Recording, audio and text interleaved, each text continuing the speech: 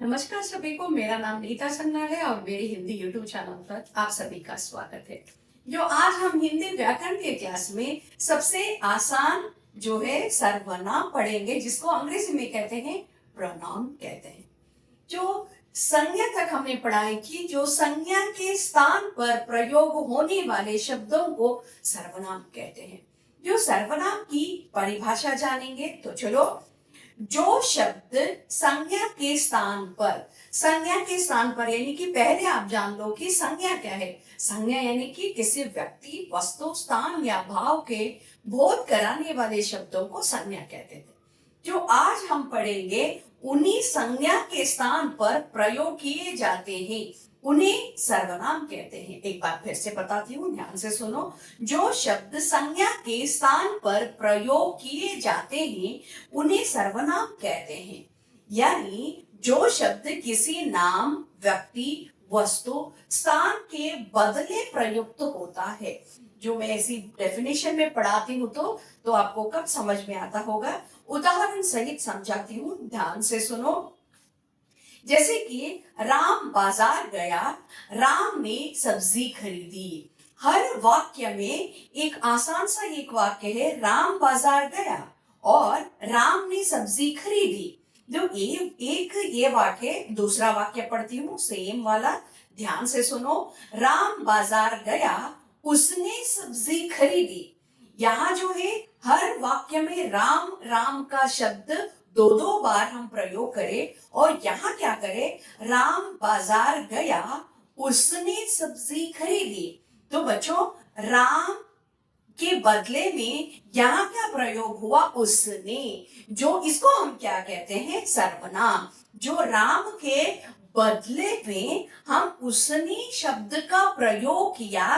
राम संज्ञा है तो संज्ञा के बदले में उपयोग होने वाले, प्रयोग होने वाले शब्दों को हम क्या कहते हैं, सर्वनाम। जो यहाँ क्या होता है, उसने शब्द जो है वह सर्वनाम होता है। ऐसे ही बहुत सारे उदाहरण है, यहाँ पढ़ती हूँ, ध्यान से सुनो। उदाहरण, यह, वह, मैं, तू, अपने, कोई, जो, कौन, क्या, कुछ, ये सभी जो है सर्वनाम के शब्द हैं जो संज्ञा के बदले में उपयोग किया जाता है। तो चलो बच्चों, सर्वनाम के भेद देखेंगे। अब तक हमने सर्वनाम की परिभाषा देखी, अब हम देखेंगे सर्वनाम के भेद। कुल मिलाकर सर्वनाम में 6 भेद हैं। पहला वाला पुरुषवाचक सर्वनाम, जिसको अंग्रेजी में हम कहते हैं पर्सनल प्रोनाउन।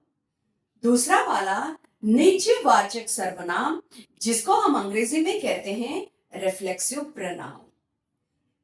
तीसरा वाला निश्चयवाचक सर्वनाम, जिसको अंग्रेजी में कहते हैं डेमोन्स्ट्रेटिव प्रोनाउन।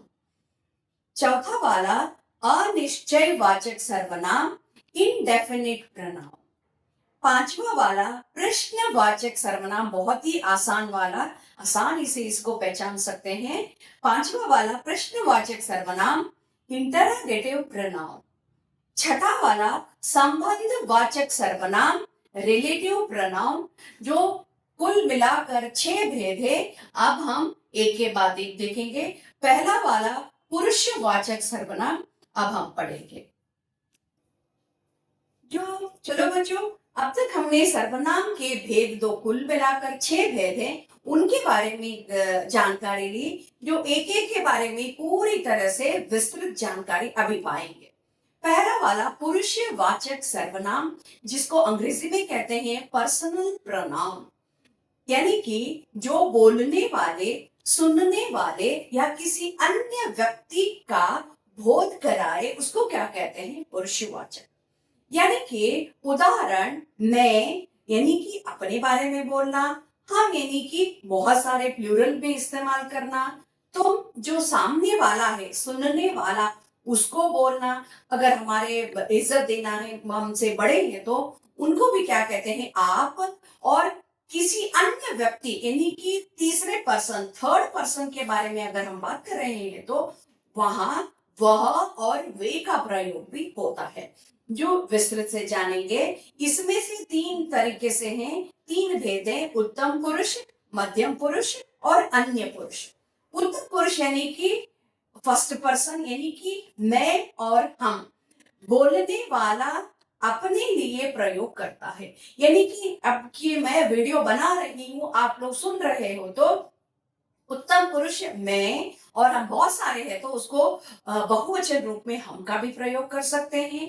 यानी कि मध्यम पुरुष यानी कि आप लोग सुन रहे हो, अगर हम उम्र में छोटे हो तो तू, तेरा, तू, आप, ऐसे सुनने वाले के लिए प्रयोग किया जाता है।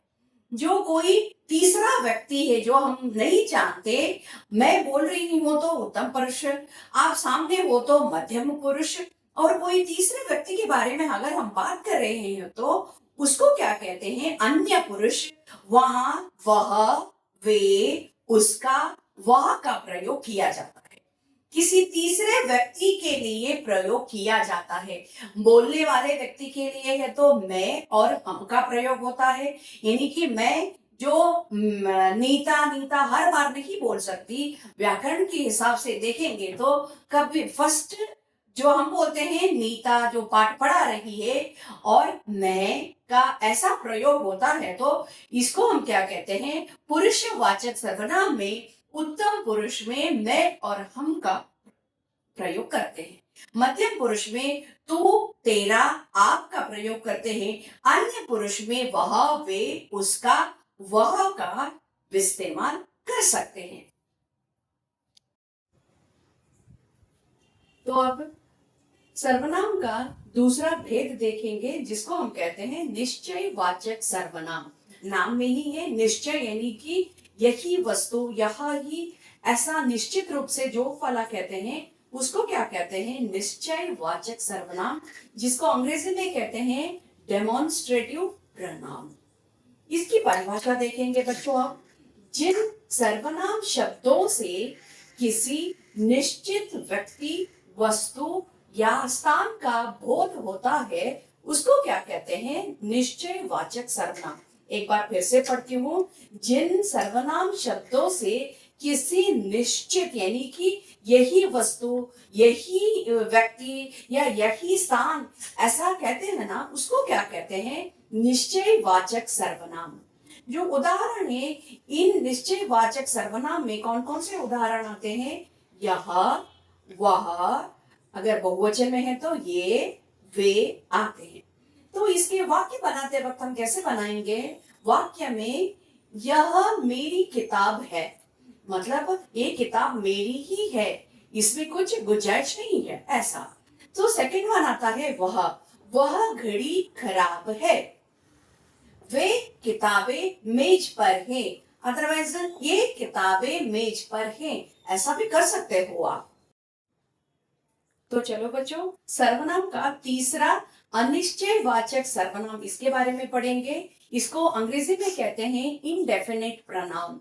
इसकी परिभाषा है जिन सर्वनाम शब्दों से किसी निश्चित व्यक्ति या वस्तु का बोध ना हो, इसकी परिभाषा ही कहती है कि निश्चित व्यक्ति या वस्तु का बोध न कराते हुए उसको क्या कहते हैं, कुछ या कोई। इसका उदाहरण में क्या देखेंगे, कोई और कुछ, यानी डेफिनेटली यही है ऐसा नहीं, कोई हो सकता है, कुछ भी हो सकता है, ऐसा। अभी उदाहरण में जानेंगे। उदाहरण देती हूँ तो आपको ठीक ठीक समझ में आ जाएगा। तो इसका वाक्य में प्रयोग करते हैं तो इसका क्या होगा, दरवाजे पर कोई खड़ा है, कोई खड़ा, कोई भी हो सकता है, मतलब इसका निश्चित रूप से यही है, यही व्यक्ति है, यही वस्तु है, यही स्थान है, ऐसा न कहते हुए दूध में कुछ गिरा है, कुछ मतलब कुछ भी गिर सकता है। स्वाद में कुछ कमी है, उसमें नमक, मिर्ची ऐसे पर्टिकुलरली न बताते हुए स्वाद में कुछ कमी है ऐसा बताते हैं, तो वो कौन सा वाला सर्वनाम होता है, अनिश्चय वाचक सर्वनाम होता है। तो चलो बच्चों, सर्वनाम का चौथा भेद देखेंगे जिसका नाम है नीचवाचक सर्वनाम, जिसको अंग्रेजी में कहते हैं रिफ्लेक्सिव प्रोनाउन। तो इसकी परिभाषा देखेंगे। जिन सर्वनाम शब्दों का प्रयोग वक्ता यानी कि बोलने वाला स्वयं यानी अपने आप के लिए करता है, उसको क्या कहते हैं? निजवाचक सर्वनाम। कोई उदाहरण देती हूँ तो आपको समझ में आ जाएगा। वक्ता यानी कि बोलने वाला, जैसे कि मैं अब बोल रही हूँ, मैं खुद बोल रही हूँ, तो यहाँ कोई फर्स्ट पर्सन सेकेंड पर्सन ऐसा नहीं होता जो अपने आप के लिए कहते हैं। ऐसे में कैसे शब्द आते हैं? जैसे कि स्वयं, खुद, अपने आप, अपना, ऐसे शब्दों का प्रयोग होता है। जैसे कि वाक्य में प्रयोग करने के बाद मैं यह कार्य स्वयं कर लूंगा, यानी कि स्वयं मैं खुद करूंगा यह सब।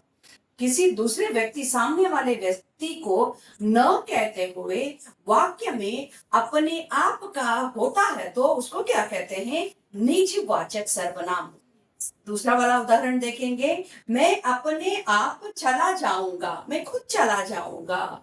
मैं अपना खाना बना रहा हूँ, मैं अपना खाना बना रहा हूँ मतलब अपने लिए बना रहा हूँ।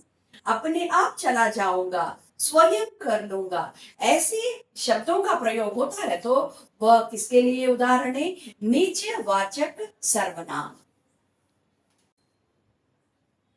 तो चलो बच्चों, सर्वनाम का पांचवा भेद देखेंगे जिसका नाम है प्रश्नवाचक सर्वनाम, जिसको अंग्रेजी में कहते हैं इंटरोगेटिव प्रोनाउन। इसकी परिभाषा देखेंगे। जिन सर्वनाम शब्दों का प्रयोग प्रश्न के लिए किया जाता है। तो उदाहरण देखेंगे। कौन, क्या, किसे, किसका। तो आपको समझ में आ गया होगा कि प्रश्नवाचक यानी कि इन शब्दों से सामने वाले को ऐसा आभास होता है कि प्रश्न पूछा जाए। जैसे कि वाक्य में बाहर कौन आया है, कौन शब्द का प्रयोग हुआ इधर। अब आपने क्या पिया, यह किताब किसका है, यह किताब किसे चाहिए, ऐसे शब्दों का प्रयोग हम करते हैं तो कैसा होता है कि सामने वाले को प्रश्न पूछा जाए। ऐसे शब्दों को क्या कहते हैं? प्रश्नवाचक सर्वनाम के लिए उदाहरण मानते हैं। तो चलो बच्चों, सर्वनाम का आखिरी और छठा भेद देखेंगे जिसको हम कहते हैं संबंधवाचक सर्वनाम। इसको अंग्रेजी में कहते हैं रिलेटिव प्रोनाउन। इसकी परिभाषा, जो सर्वनाम शब्द वाक्य में आए किसी दूसरे संज्ञा या सर्वनाम शब्द से संबंध बताते हैं। जो परिभाषा कुछ अजीब सी है, तो उदाहरण में देखेंगे तो आप लोगों को समझ में आ जाएगा।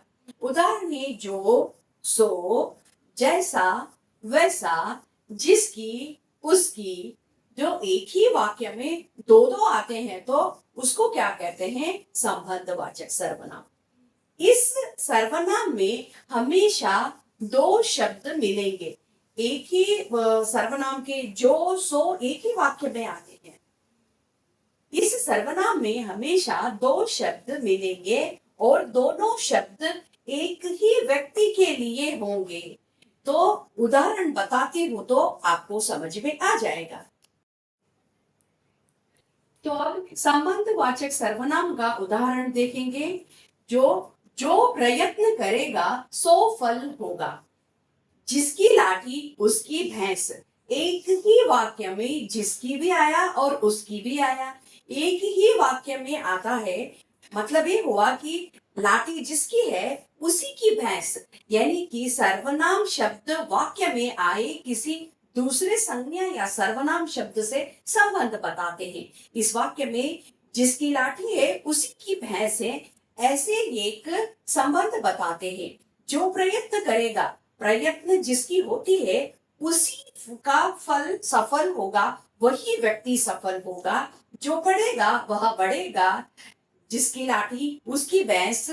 ऐसे उदाहरण संबंधवाचक सर्वनाम के लिए उदाहरण होंगे। जो मैं फिर से बताती हूँ, आज का वीडियो समाप्त होता है। अगर कहीं भी कुछ भी आपको डाउट होता है तो मुझे कमेंट बॉक्स में बता देना, मैं आपको सुलझा देती हूँ। सेकेंड पीयूसी का, 10th बोर्ड का, सीबीएसई और स्टेट बोर्ड दोनों का मैं करने वाली हूँ। कहीं भी आपको दिक्कत है तो मुझे कमेंट बॉक्स में बता दीजिएगा, मैं वीडियो करके आप लोगों को भेज दूंगी।